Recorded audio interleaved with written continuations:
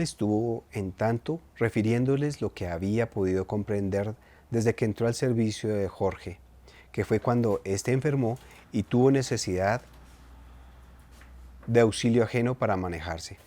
Les contó la vida que hacía su amo retirada y solitaria en aquel escondido valle y la educación sencilla y religiosa que diera a su hija. Por último, los amores de ésta con un joven, para él desconocido, y la causa que los llevaba a Madrid, deteniéndose a referir lo mucho que hubiera llorado Isabela a sus inmensos padecimientos desde la ausencia de su amante, y después por la desgraciada circunstancia de la muerte repentina de su padre.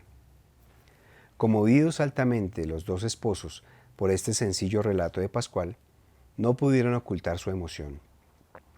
Y llena de ansiedad la bondadosa Franquelina, por saber todos los pormenores de tan interesante historia, entró 2 o 3 veces al cuarto donde descansaba la heroína de ella, encontrándola siempre dormida con la tranquilidad de un niño. Había tal pureza y candor en aquellas hermosas frentes, tan inocencia respiraba su angelical semblante, que no se le podía mirar una vez sin amarla, juzgándola como esos ángeles que el Señor deja en la tierra para consuelo de la humanidad. Franquelina estaba absorta al pie del lecho, contemplando con admiración la aureola de santa virtud que resplandecía en el hechicero semblante de la hermosa pastorcita.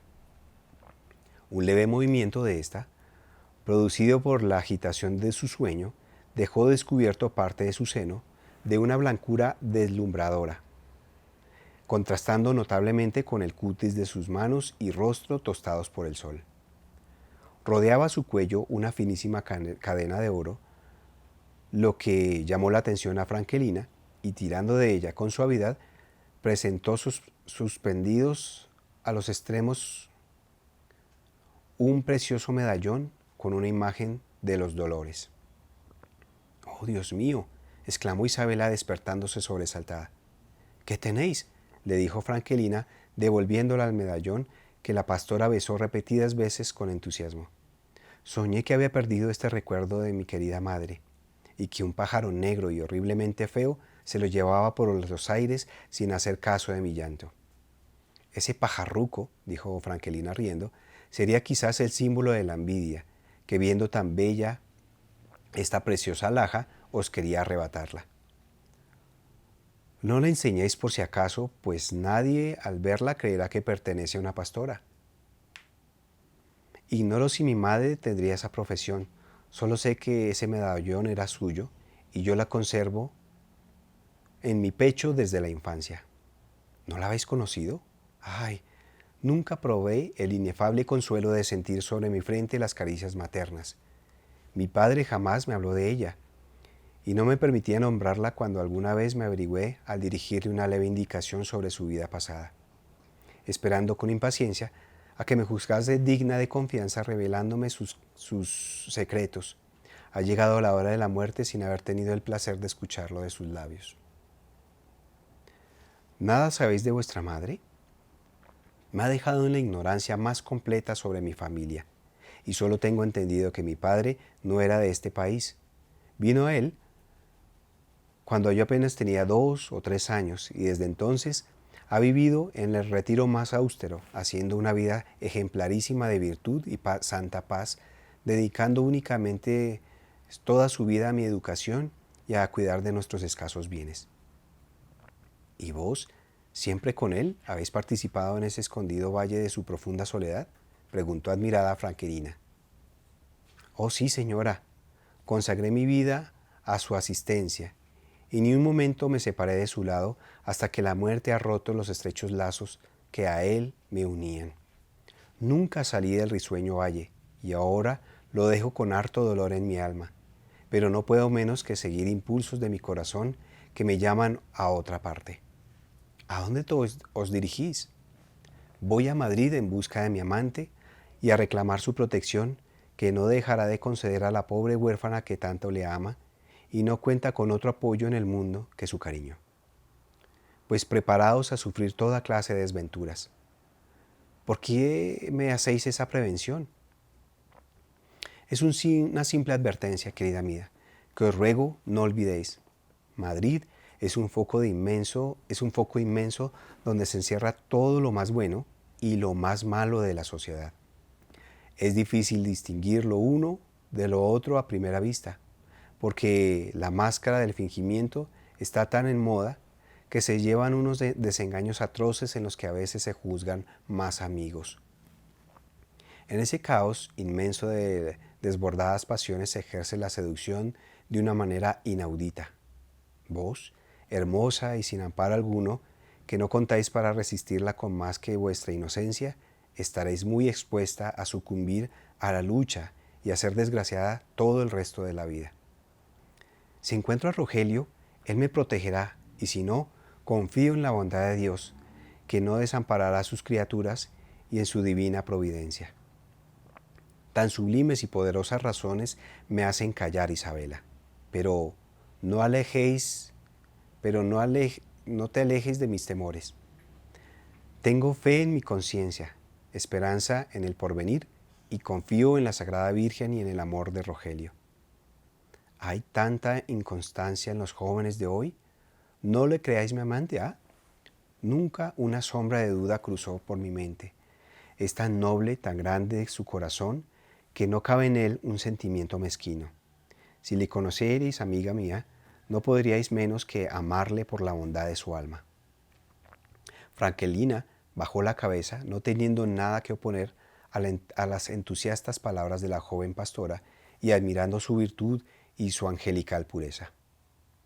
Continuaron largo rato conversando con la más íntima confianza, lo que aumentó la mutua simpatía de ambas jóvenes que sintieron al verse por la primera vez. Cerca ya de medianoche retiróse Frankelina a su habitación, dejando antes acostada profundamente dormida a su hermosa huéspeda. «Vengo absorta de escuchar a esa noble niña», dijo a su esposo. «Lo creo. Yo lo juzgo una criatura admirable», le contestó el caballero. «Y lo es ciertamente.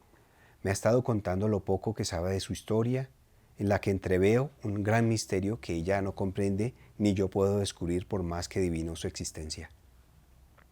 Hay algo de grande en esa hermosa pastora. Eso es precisamente lo que más me admira, su humilde profesión, cuando revela las cualidades más bellas y nobles de las personas más elevadas. Yo nunca he conocido en nuestra tierra ninguno de esos hermosos zagales poetas, músicos al mismo tiempo y llenos de sabiduría, que tan admirablemente nos pintan los pastorales del inmortal autor de Don Quijote. Ni yo tampoco, repuso de Garcés.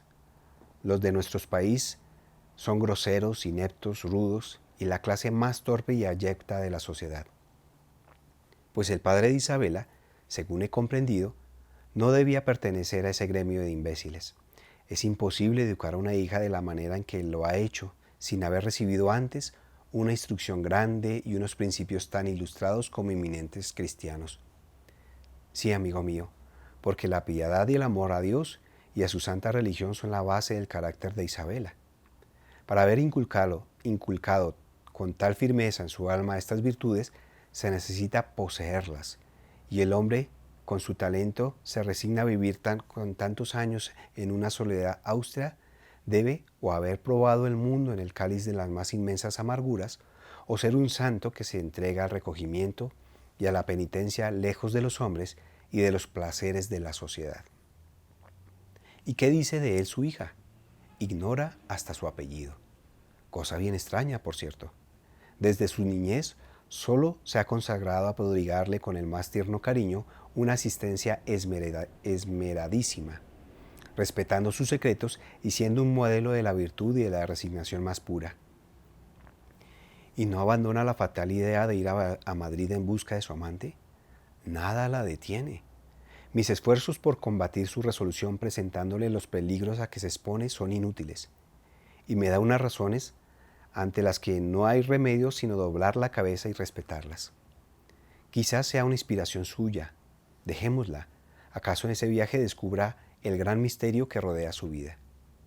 Tal pudiera suceder. No me opongo a su voluntad, ni tengo tampoco derecho a ello.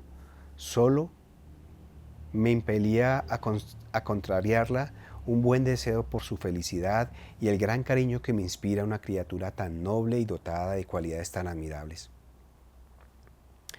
Al amanecer del siguiente día, todos estaban levantados y llorando alrededor de Isabela, que se preparaba a continuar su viaje.